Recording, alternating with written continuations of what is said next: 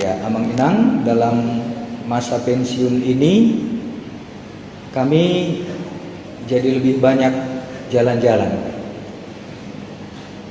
2 minggu setelah kami pensiun, Oktober akhir tahun kemarin, kami sudah jalan-jalan terus. Minggu lalu saya khotbah di kampung kami Bonapasogit di Banualuhu di Sibupar. Minggu sebelumnya saya khotbah di Rupat, daerah Sending. Kemudian minggu sebelumnya di Bukit Tinggi, sebelumnya di Jambi, dan sebulan kemudian sebelumnya di Jakarta. Itulah nikmatnya pensiun. Jadi saya sungguh menikmati masa pensiun ini. Saya setir sendiri mobil bersama dengan Inang. Ya, bersyukur kalau Tuhan masih memberikan kesehatan dan kesempatan buat saya untuk mengunjungi jemaat-jemaat yang sudah pernah saya layani dan yang belum pernah saya layani dengan kerinduan sebagaimana yang Tuhan titipkan bagi kita sebagai jemaat. Begitu jugalah kehadiran saya di gereja kita saat ini. Dari dulu saya sudah selalu lintas lihat, dan kapanlah saya Tuhan beri kesempatan untuk khotbah di Syekh Agung ini. Itulah sukacita saya saat ini. Karena itu boleh saya sampaikan salam kepada kita, Amang Inang, Poros Manggina. Baiklah, kita memberikan hati kita untuk mendengar dan menerima firman Tuhan Minggu Jubilate pada hari ini dari Kisah Para Rasul 2 ayat 22 sampai 28. Demikian firman Tuhan. Hai orang-orang Israel, dengarlah perkataan ini. Yang aku maksudkan ialah Yesus dari Nazaret, seorang yang telah ditentukan Allah dan yang dinyatakan kepadamu dengan kekuatan dan mujizat-mujizat dan tanda-tanda yang dilakukan oleh Allah dengan perantaraan Dia di tengah-tengah kamu, seperti yang kamu tahu. Dia yang diserahkan Allah menurut maksud dan rencananya telah kamu salibkan dan kamu bunuh oleh tangan bangsa-bangsa durhaka. Tetapi Allah membangkitkan Dia dengan melepaskan Dia dari sengsara maut, karena tidak mungkin Ia tetap berada dalam kuasa maut itu. Sebab Daud berkata tentang Dia, aku senantiasa memandang kepada Tuhan, karena Ia berdiri di sebelah kananku, aku tidak goyah. Sebab itu hatiku bersuka cita dan jiwaku bersorak-sorak, bahkan tubuhku akan diam dengan tentram. Sebab Engkau tidak menyerahkan aku kepada dunia orang mati, dan tidak membiarkan orang kudus-Mu melihat kebinasaan. Engkau memberitahukan kepadaku jalan kehidupan. Engkau akan melimpahi aku dengan sukacita di hadapan-Mu. Demikian firman Tuhan. Amang Inang, saudara-saudara yang dikasihi Tuhan Yesus, apakah yang membuat kita layak bersyukur, bersukacita, berbahagia, bergembira, marulukulu? Ada mampai kita marulukulu. Banyak orang mungkin karena dapat jabatan, dapat rezeki, mempunyai apa yang dia harapkan, yang dia cita-citakan, dan segala macam. Tetapi jelas bahwa kita sebagaimana sukacita Daud yang disaksikan oleh Rasul Petrus di dalam khotbahnya ketika mereka di tengah-tengah orang-orang Yahudi yang datang berkumpul dari berbagai penjuru dunia di Yerusalem waktu itu. Dia menyaksikan apa yang membuat Daud bersukacita dan bergembira. Hal ini sungguh menarik amang inang, karena bagaimana Rasul Petrus mengangkat kesaksian Daud yang 1000 tahun sebelumnya. Diangkat kisah Daud itu menjadi sebuah kesaksian, dan yang berdampak membuat banyak orang bertobat.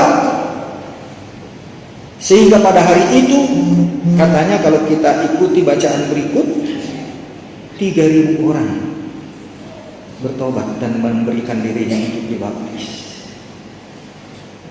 Artinya saudara-saudara, bahwa ada kekuatan kesaksian dari seseorang yang dipakai oleh Rasul Petrus membuat hati orang bergetar, sehingga sampai 3.000 orang bertobat dan memberikan dirinya dibaptis.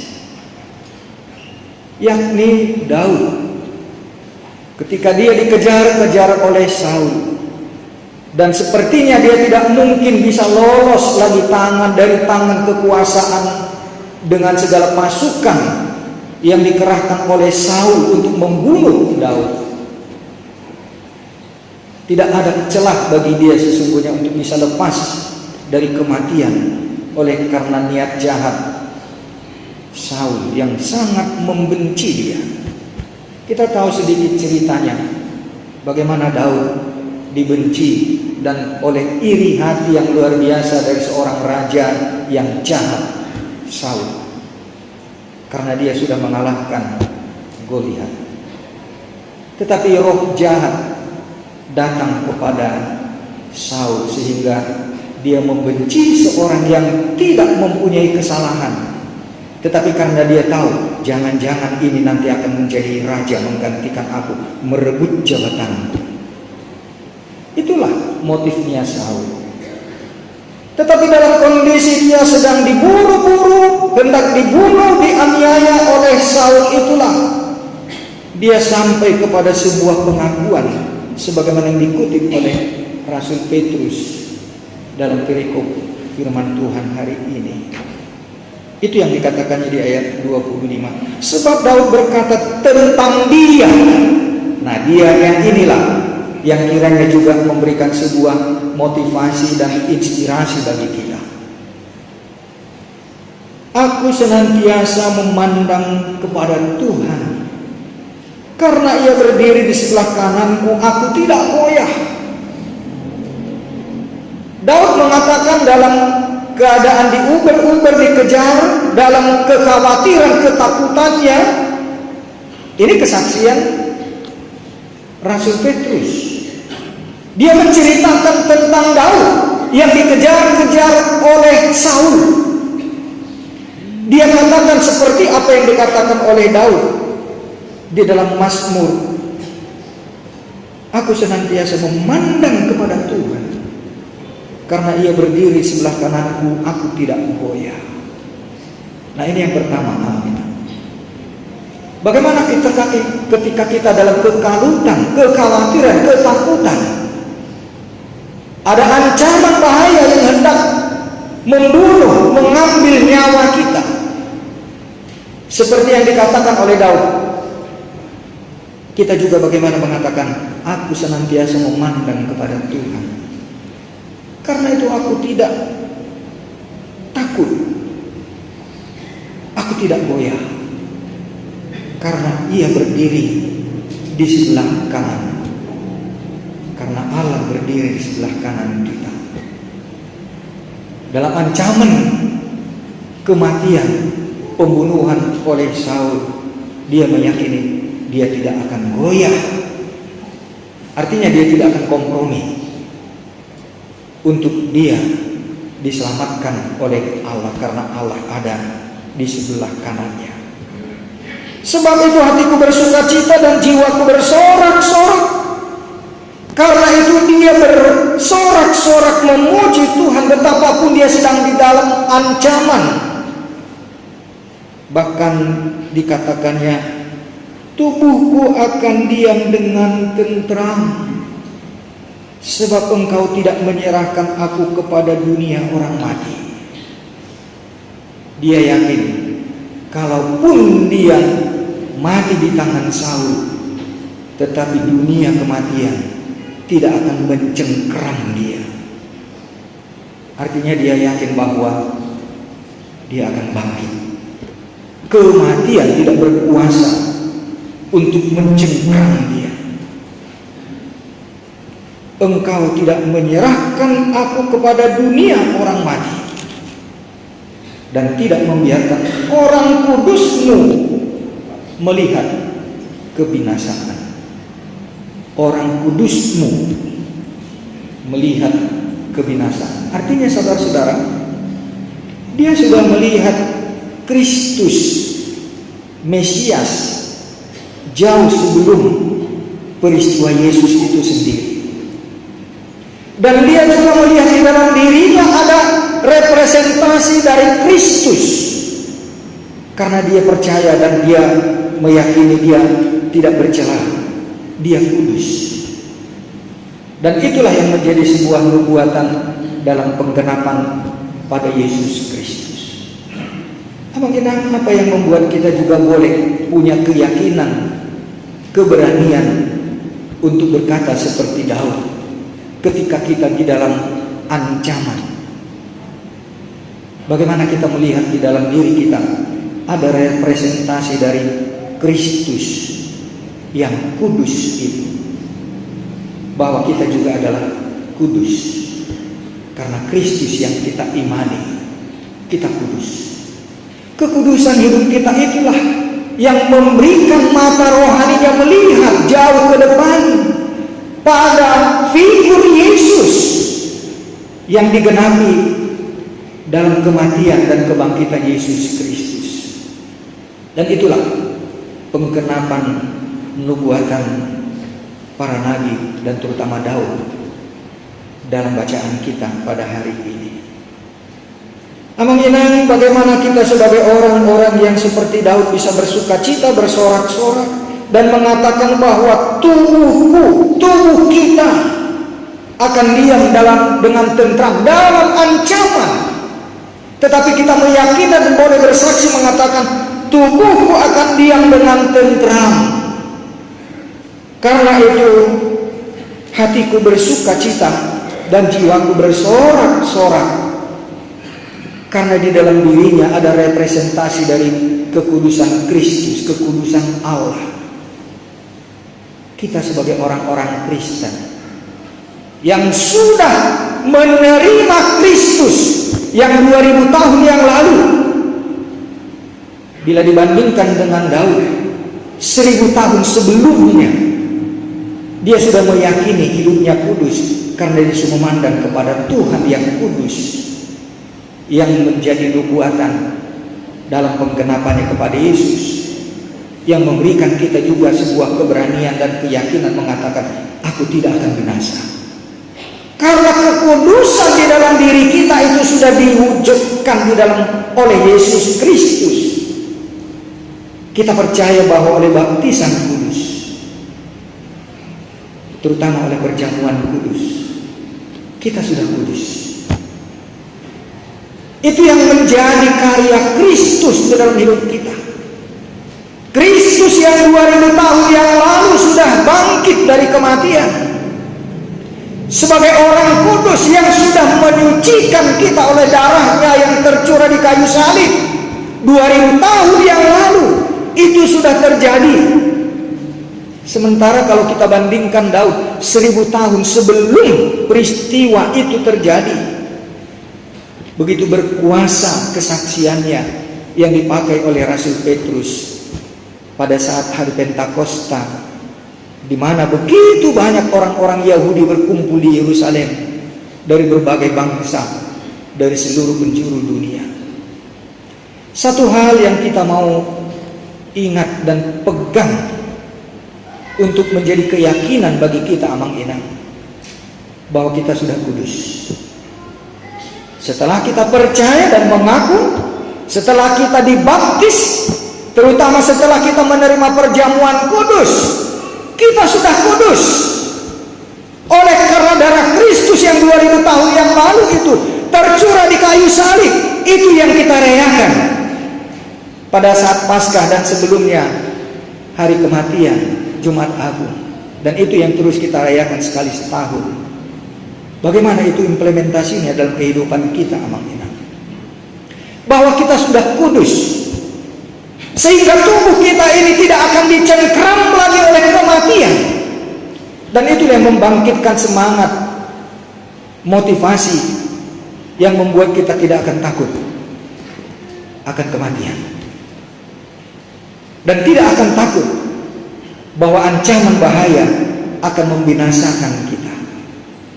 Dan itulah yang harusnya memberikan kekuatan iman bagi orang-orang Kristen menghadapi kenyataan hidup, bagaimanapun kesulitan dan ancaman yang kita hadapi. Amang Inang, saya sedikit bercerita. 2 minggu yang lalu saya di Pulau Rupat. Ya, saya sangat prihatin memang dengan keadaan sending HKBP di Rupat, karena banyak akhirnya orang-orang yang sudah menjadi Kristen, yang sudah dibaptis, orang-orang Akit, orang-orang Cina lautan itu akhirnya kembali meninggalkan Tuhan Yesus. Dan itu keprihatinan saya, sehingga saya ingin melihat langsung dan datang ke Pulau Rupat. Itu keprihatinan kita secara khusus HKBP, karena dari semula kita membanggakan sending Rupat, terutama pada masa almarhum Pendeta Abi Sihaan. Tetapi setelah beliau, saya dengar ceritanya memang jadi merosot. Orang-orang yang tadinya sudah Kristen akhirnya jadi meninggalkan Yesus, menyerahkan kembali surat baptisnya, dan kembali menjadi menyembah pekong-pekong itu. Dan itu yang saya lihat marak sekarang. Justru pekong-pekong Cina itulah yang berkembang pesat di sana, sementara kekristenan merosot. Bahkan ada yang menjadi muslim. Dan pengalaman yang menarik, satu malam saya di sana, hari Sabtunya ada PA remaja, ada yang kesurupan.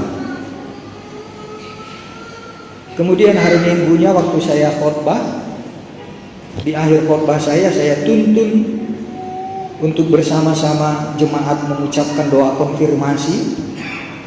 2 orang kesurupan. Yang satu berteriak-teriak sambil tutup telinga lari keluar dari gereja, dan yang satu teriak-teriak di tempat sampai saya selesai khotbah. Saya turun dari altar dan bersama-sama dengan tim yang mendampingi saya melayani yang kesurupan itu. Tetapi sayang, kemudian saya mendengar kemarin akhirnya dibawa juga, dipaksa oleh orang tuanya pergi lagi ke dukun. Ini keprihatinan, saudara-saudara. Artinya saya mengalami sebuah peristiwa, melihat langsung bagaimana roh-roh kegelapan itu merasuki hidup orang-orang, bahkan mereka yang sudah baptis, bahkan mereka yang tadinya sudah mengaku iman, sudah Kristen, tetapi karena memang mereka belum melepaskan dirinya dari segala pengaruh-pengaruh roh-roh kegelapan itu, maka akan datang merasuki, dan itulah yang kesurupan. Yang saya mau katakan juga kepada kita, Amang Inang, kalau kita sudah percaya bahwa hidup kita sudah dikuduskan melalui baptisan kudus, melalui perjamuan kudus, dan kita sudah mengaku iman, jangan sekali-kali bersentuhan dengan pekerjaan-pekerjaan kegelapan. Karena itulah menjadi pintu masuk, menjadi semacam antena bagi roh-roh jahat itu akan masuk, merasuki hidup kita. Tetapi sejauh kita belum pernah dan jangan pernah bersentuhan dengan kuasa-kuasa kegelapan, apalagi kalau sampai pernah terikat dengan kuasa kegelapan, maka itu akan datang. Dan begitu juga saya harapkan kepada kita ya, Maminan, terutama kaum ibu, kalau anak-anak kita jangan ada lagi yang kasih pakai-pakai itu ya. Mungkin anak-anak itu tidak mengerti itu. Karena itu jangan dibawa ke dukun. Jangan dibuat segala macam pertahanan-pertahanan. Dan kalau boleh kita, kalau masih ada, lepaskan, tinggalkan itu. Karena itulah menjadi antena mengundang roh jahat. Mungkin roh jahat itu tidak seperti yang dirupa yang saya ceritakan, tetapi hati dan jiwa kita, roh kita ini tidak akan pernah bebas dari kuasa-kuasa kegelapan ini, yang membuat selera-selera kita dipenuhi dengan nafsu kejahatan, nafsu birahi, nafsu hal-hal yang kotor, dan juga itu menjadi terungkap, terekspresikan dalam perilaku, perbuatan, dan ucapan-ucapan kita. Inilah yang harus kita jaga, anak-anak. Karena kita sudah dikuduskan. Bahkan kematian, maut itu tidak akan berkuasa lagi untuk tubuh kita ini. Tidak akan ada lagi kuasa kematian yang akan mengerangkeng, memenjarakan kita. Dan itulah yang kita rayakan setiap Paskah, setiap memperingati Jumat Agung, kita menerima perjamuan kudus. Paskah, kebangkitan Kristus yang kita rayakan itu membuat kita menjadi kudus. Yang membuat kita kudus adalah darah Kristus. Itulah yang sudah dinubuatkan oleh Daud, sehingga dia tidak takut akan ancaman kematian. Dan dia bersaksi bahwa tubuhnya pun tidak akan dikuasai oleh dunia maut. Ini keyakinan iman yang kita harus hidupi, kita hayati, untuk melawan segala nafsu-nafsu keinginan duniawi, keinginan daging, keinginan kuasa-kuasa kegelapan. Karena itu saudara-saudara, roh Tuhan yang ada pada kita tidak akan membuat segala kuasa-kuasa apapun, kegelapan, kuasa-kuasa dunia ini untuk merasuki kita. Dan kita jaga tubuh kita ini kudus, pikiran kita ini kudus, segala tindak tanduk ucapan kita kudus. Karena itu kuasa kematian pun tidak akan bisa mengerangkeng, memenjarakan kita untuk bersaksi. Kesaksian kita inilah yang akan dilihat dan dialami oleh orang-orang di sekeliling kita. Ternyata kita tidak akan dikuasai lagi oleh pengaruh-pengaruh kegelapan, roh-roh yang ada di dunia ini. Dan roh Tuhanlah yang memancarkan kemuliaan di dalam hidup kita. Saudara-saudara, ketika peristiwa yang kesurupan itu, saya sungguh mengerti inilah permainan licik iblis. Sedikit pun saya tidak ada rasa takut, dan saya mengerti itulah pembodohan yang dilakukan oleh iblis, yang menakut-nakuti, yang mentertawakan kita ketika kita takut.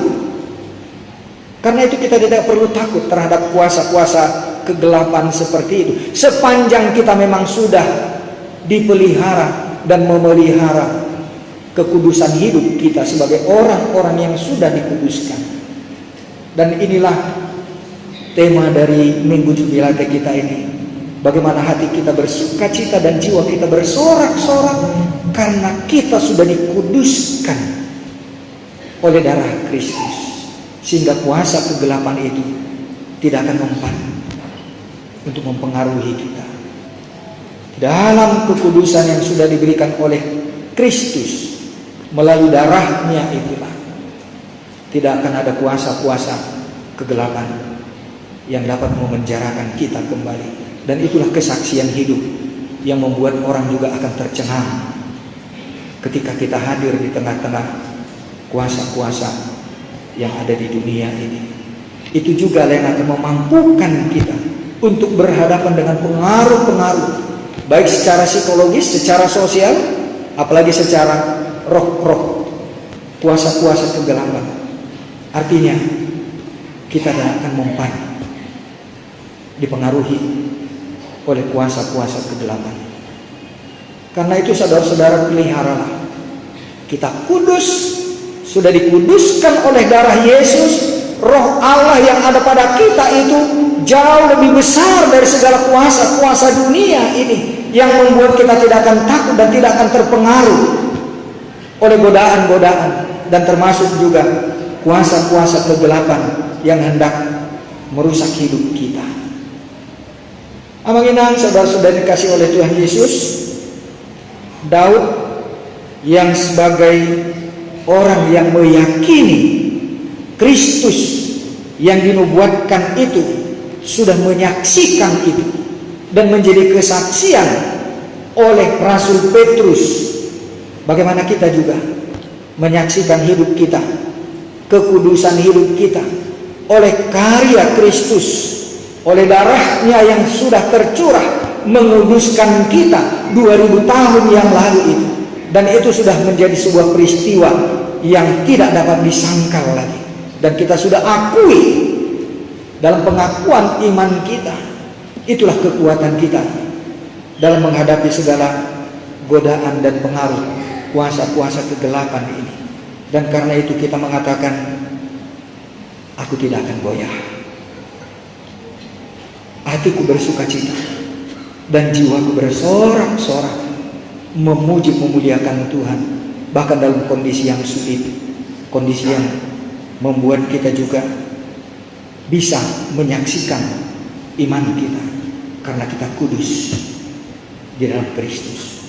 Oleh karena itu saudara-saudara, biarlah kita juga boleh menyatakan kesaksian sebagaimana Petrus menyampaikan tentang kesaksian Daud itu, menjadi sebuah kesaksian yang nyata dalam hidup kita, dalam konteks pengalaman hidup kita yang berbagai macam tantangan, godaan, untuk kita juga bisa menyatakan bahwa kita adalah orang-orang kudus yang sudah dikuduskan oleh darah Yesus Kristus, sehingga kita tidak takut menghadapi ancaman. Ibu bapak saudara-saudara, terutama untuk anak-anak kami remaja ya, pemuda, tapi mungkin dengan konteks sekarang ini tidak hanya terbatas kepada anak remaja dan pemuda, tapi kita semua, kalau kita menggunakan alat teknologi kita ini, segala macam sudah ada di sini. Semuanya menawarkan hal-hal yang nikmat, yang gampang, yang membuat orang gampang tergiur.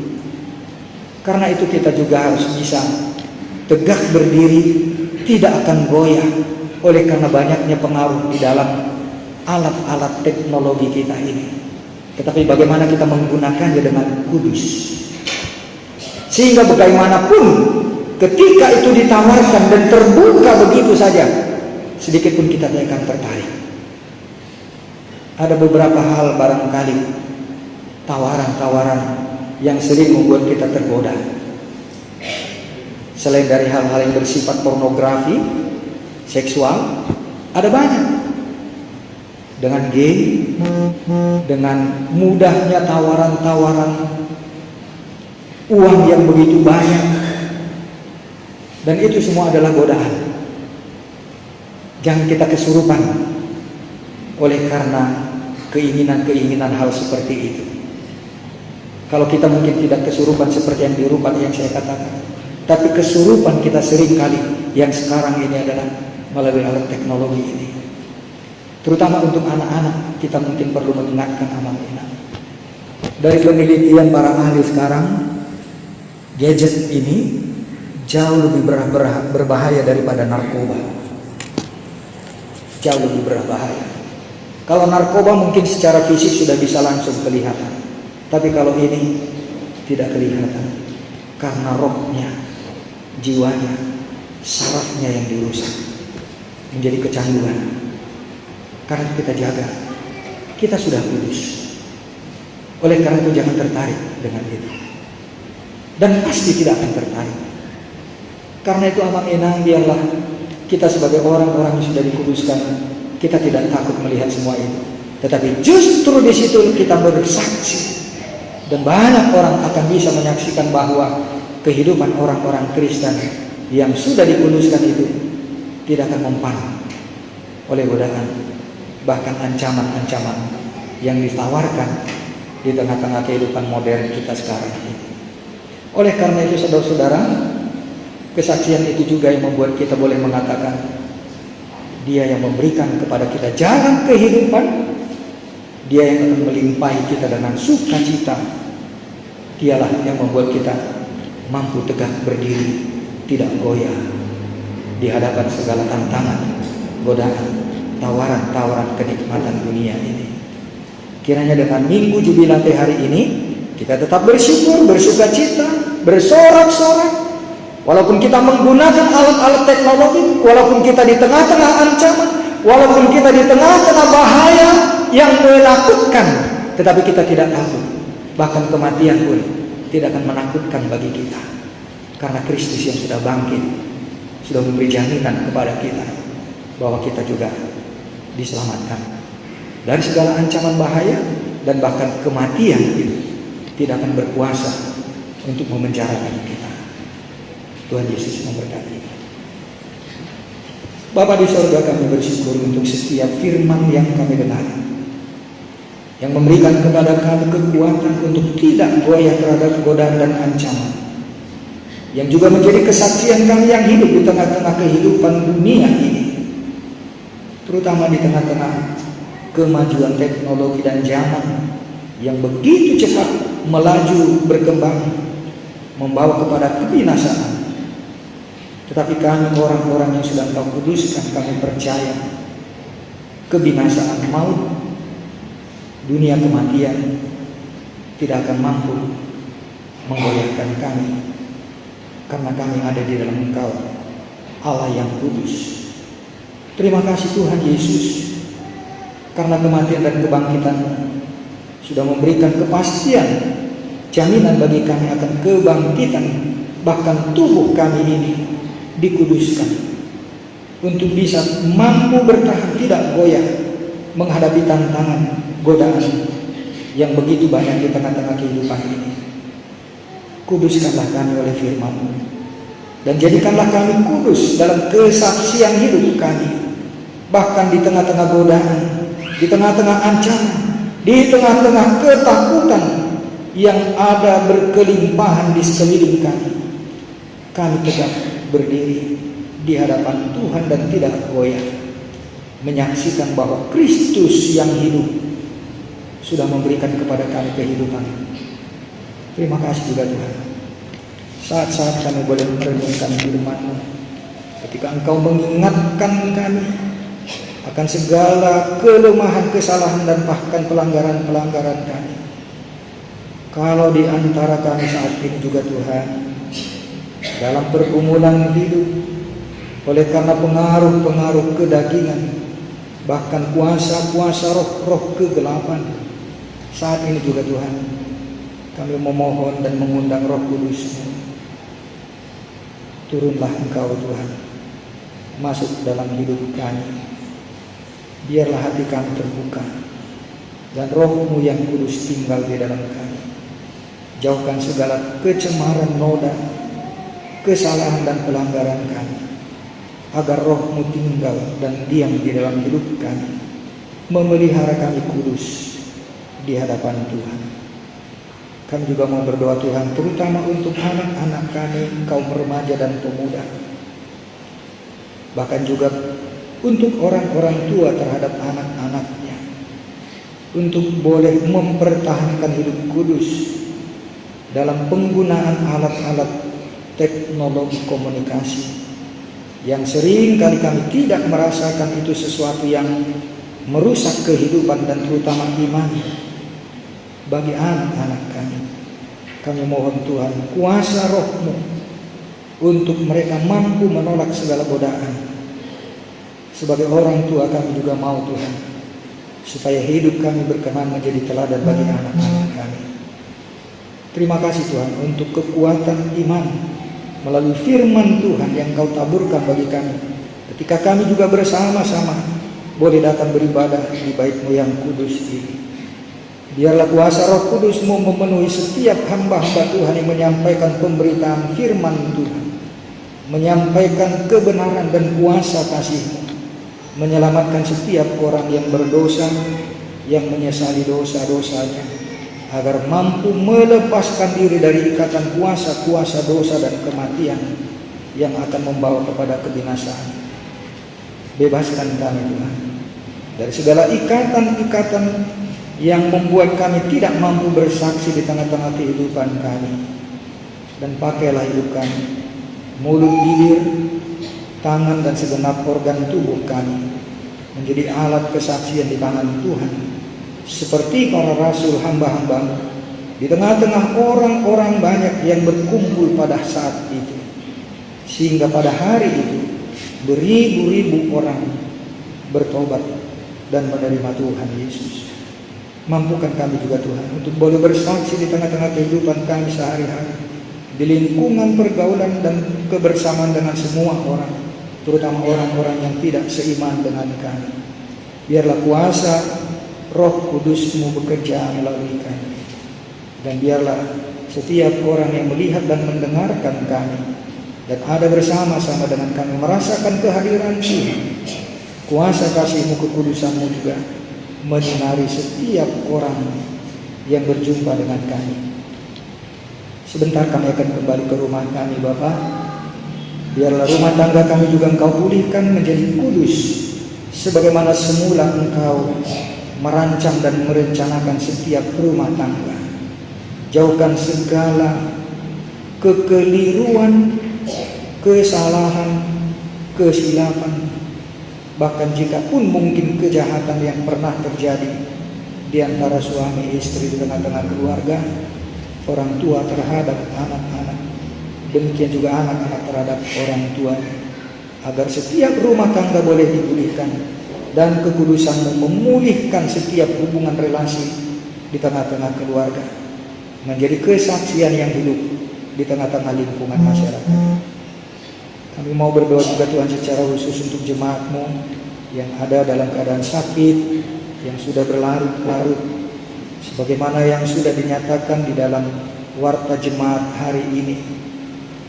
Nyonya Aritonang Boru Simanun Kalib, Nyonya Manalu Boru Aritonang, Nyonya Sintua M. Lubis Boru Pakpahan, Nyonya J. Aritonang Boru Pasaribu, Nyonya Sintua G. Sipahutar Boru Tagawan, Nyonya Simatupang Boru Lumban Tobin, Opu Joshua Boru Lubis, Nyonya Situmorang Boru Simanun Kalib, Nyonya Purba Boru Simatupang, keluarga Red Sibarani Boru Malau, Inang Risnawati Boru Sibarani. Pun di antara kami yang belum tertuliskan tersebut namanya, kami boleh datang kepada-Mu Tuhan, membawa hidup kami, agar dalam kuasa kasih-Mu Engkau memberikan kekudusan dipulihkan dalam hidup kami, sehingga kami dikuatkan menghadapi segala sakit, penyakit, dan penderitaan apapun yang menimpa hidup kami, sehingga itu menjadi kesaksian yang hidup juga di tengah-tengah keluarga besar dan lingkungan kami. Kami tidak meminta terutama kesembuhan, tetapi adalah kekuatan dan kesaksian ketika kami juga lemah. Disitulah Tuhan juga menyatakan kuasa kasih-Mu menjadi kesaksian yang hidup bagi semua keluarga dan orang-orang yang ada di sekeliling. Dan jika pun Engkau berkenan memberikan kesembuhan dan pemulihan, sungguh tidak mustahil. Engkau masih memakai kesempatan bagi setiap orang yang Engkau kasihani untuk bersaksi dalam sisa usia dan umur yang Engkau berikan. Kami percaya Tuhan bahwa kuasa-Mu jauh lebih daripada segala kelemahan dan sakit penyakit yang membebani hidup kami, dari segala persoalan dan pergumulan yang mempersulit hidup kami. Kami mau supaya dalam kuasa kasih-Mu, dalam kekudusan hidup yang Engkau telah karuniakan, untuk bersaksi di tengah-tengah dunia ini bagi orang-orang di sekeliling kami. Terima kasih atas firman-Mu pada hari ini. Jadilah kehendak-Mu atas kami, dan hidup kami berkenan di hadirat-Mu, dalam nama Tuhan Yesus. Amin.